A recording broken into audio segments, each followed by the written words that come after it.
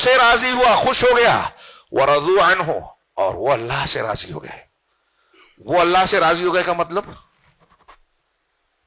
ہم صبح شام کے اذکار میں کہتے ہیں نا بڑی فضیلت ہے، رضیت باللہ ربا، میں اللہ کے رب ہونے پر، اسلام کے دین ہونے پر راضی ہوں، اور محمد صلی اللہ علیہ وسلم کے نبی رسول ہونے پر راضی ہوں۔ کیا مطلب ہے راضی ہونے کا؟ اللہ کو رب مانا، رب اس نے ہم کو امیر بنایا، غریب بنایا، چھوٹا بنایا، بڑا بنایا، کالا بنایا، گورا بنایا، دونوں آنکھیں دی، ایک آنکھ دی، اندھا بنایا، لنگڑا بنایا، کسی چیز سے محروم کیا، یہ اس کی ربوبیت ہے۔ میں رب ہونے پہ راضی ہوں تو جیسا رکھا میں راضی ہوں۔ میرے گھر میں میت ہو گئی، بیماری ہو گئی، کوئی پریشان ہے، کوئی دقت میں مبتلا ہے، اللہ کا فیصلہ ہے، میں راضی ہوں، ہر حال میں اللہ سے راضی ہوں۔ اس کا دین جو حکم دیا، داڑھی رکھو، مجھے اعتراض نہیں ہے، میں راضی ہوں۔ شادیاں 4 شادی مرد کر سکتا ہے، ہماری مومنہ خاتون بولے گی اللہ کی اجازت ہے، میں راضی ہوں، مجھے اعتراض نہیں ہو سکتا۔ جس پر اللہ راضی ہے میں کیسے اعتراض کر سکتا ہوں؟ تو اس کی ربوبیت، اس کے دین، اس کے رسول کی تعلیمات اور رسول کی ساری چیزوں پر میں خوش ہوں۔ صحابہ کرام کی رضامندی کو بیان کرنے کے لیے میں نے اکثر خطابات میں ذکر کیا ہے، مولانا ابوالکلام آزاد نے بہت پیاری مثال دی۔ انہوں نے کہا کہ ایک آدمی بیمار ہے، بیماروں میں کچھ ایسے ہوتے ہیں کہ اگر کڑوی دوا پلائی جائے تو پینے کو تیار نہیں ہوتا، تو ہاتھ پیر پکڑ کے بچوں کو زبردستی منہ میں ماں باپ جو ہے یا ذمہ دار جو ہے انڈیلتا ہے، یہ زبردستی والا ہے۔ کچھ ایسے ہوتے ہیں کہ بیمار ہیں، انہیں احساس ہے کہ ہاں مجھے اچھا ہونے کے لیے دوا کھانی ہی پڑے گی، تو مجبور ہو کے منہ بگاڑ کے زبردستی ناک بند کر کے اپنی دوا استعمال کرتے ہیں۔ لیکن کچھ ایسے ہوتے ہیں بیمار کہ کڑوی دوا کو اس طرح پیتے ہیں جیسے کوئی میٹھا شربت پیتا ہے، شیریں لذت لے کر شربت کی طرح اس کو پیتا ہے، کڑوے شربت۔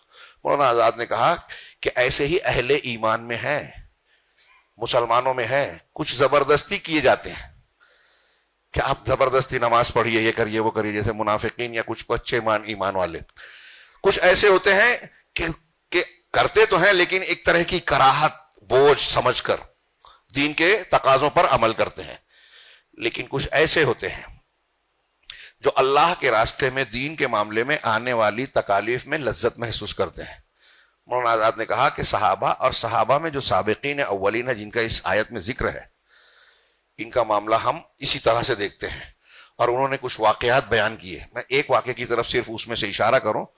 غزوہ احد میں ابو عمارہ انصاری صحابی رسول تھے، 7 صحابہ کرام، 7 انصار اور 2 مہاجر۔ جب پیچھے سے خالد بن ولید کا حملہ ہوا تو صرف یہ بچے رہے، اور اللہ کے رسول صلی اللہ علیہ وسلم کا دفاع کرتے کرتے 7 انصار ڈھیر ہو گئے یا کے بعد دیگرے۔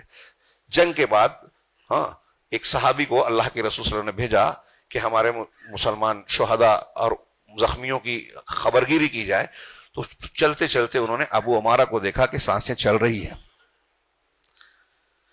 وہاں پہنچ کر انہوں نے دیکھا اور ان کو اشارہ کیا کہ اللہ کے رسول صلی اللہ علیہ وسلم نے خبرگیری کے لیے بھیجا ہے، تمہارا کیا حال ہے؟ تو انہوں نے بڑی مشکل سے کہا کہ اللہ کے رسول صلی اللہ علیہ وسلم کو میرے لیے بلا دیجیے۔ انہوں نے جا کر بلایا، نبی صلی اللہ علیہ وسلم پہنچے، اور پہنچنے کے بعد آپ کو مخاطب کیا تو انہوں نے اشارے سے کہا کہ آپ اور قریب آ جائیے۔ نبی صلی اللہ علیہ وسلم نے اپنے دونوں گھٹنوں کو زمین پر رکھ دیا، ان کے سر کے قریب آ گئے۔ انہوں نے اپنا سر بڑی مشکل سے اٹھایا، اپنے آپ کو کھینچا اور آپ کے زانوئے مبارک پر اپنا سر رکھ دیا اور آپ کی طرف دیکھ کر مسکرانے لگے۔ اسی مسکراہٹ کے درمیان ان کی روح قبض ہو گئی۔ مولانا آزاد نے لکھا، 2-3 اور واقعات نقل کیے اس خاتون کے جس کا شوہر بھی شہید ہوا، باپ بھی شہید ہوا، بیٹا بھی شہید ہوا۔ نبی صلی اللہ علیہ وسلم کو دیکھا تو کہا کل مصیبت بعدک جلل، آپ کے ہوتے ہر مصیبت ہیچ ہے۔ تو مولانا آزاد نے تبصرہ کیا کہ یہ اللہ سے راضی ہونے کی انتہائی شکل ہے کہ سابقون الاولون نے خاک و خون میں لوٹتے ہوئے جس طرح مسکرا کر موت کا استقبال کیا، دنیا میں کوئی انسان آرام دہ بستر پر موت کو گلے نہیں لگاتا۔ رضی اللہ عنہم ورضوا عنہ، ان کی ان قربانیوں کا ہم اندازہ بھی نہیں رکھ سکتے۔ اسی وجہ سے ان کا یہ مقام ہے جو ہم پڑھ رہے ہیں کہ اللہ ان سے راضی ہوا اور وہ اللہ سے راضی ہوئے۔ وَأَعَدَّ لَهُمْ جَنَّاتٍ تجری تحتها الانہار، اور اللہ نے ان کے لیے ایسے باغات جنتیں تیار کر رکھی ہیں جس کے نیچے نہریں جاری ہیں. اب یہ اللہ تبارک و تعالیٰ بتا رہا ہے کہ وہ جنتی ہیں. کوئی ان کے خلاف اگر کچھ لب کشائی کر رہا ہے تو کیا کہہ رہا ہے؟ ہاں، ذالک خالدین فیہا ابدا، جس میں وہ ہمیشہ ہمیش رہنے والے ہیں. ذالک الفوز العظیم، یہ بڑی عظیم شاندار عظیم الشان کامیابی ہے.